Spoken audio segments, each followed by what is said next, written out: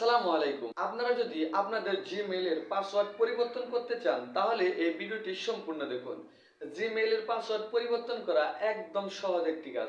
তাহলে চলুন প্রসেসটি দেখে নেওয়া যাক। প্রথমে আপনারা চলে যাবেন আপনাদের মোবাইলের জিমেইলে আসার পর কোনারে দেখুন প্রোফাইল আইকন আছে, আপনারা এখানে ক্লিক করবেন। তারপর আপনারা যে জিমেইলের পাসওয়ার্ডটি চেঞ্জ করতে যাচ্ছেন সেই জিমেইলটি সিলেক্ট করে ম্যানেজ ইউর গুগল অ্যাকাউন্ট আপনারা এখানে ক্লিক করবেন।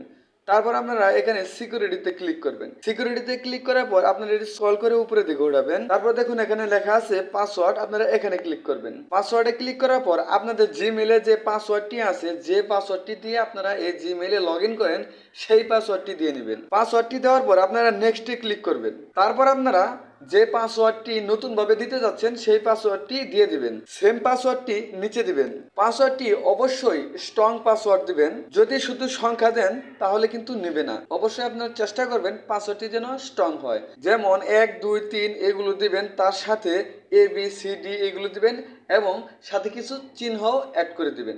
তাহলে পাসওয়ার্ডটি স্ট্রং হবে। তারপর চেঞ্জ পাসওয়ার্ড আমরা এখানে ক্লিক করতেছি।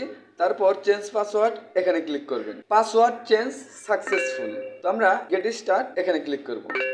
আমাদের ফোনের জিমেইলের পাসওয়ার্ডটি কিন্তু অলরেডি চেঞ্জ করা হয়ে গেছে। আপনারা এইভাবে আপনাদের জিমেইলের পাসওয়ার্ডটি পরিবর্তন করতে পারেন। তো ভিডিওটি কেমন লাগলো অবশ্যই কমেন্ট করে জানাবেন।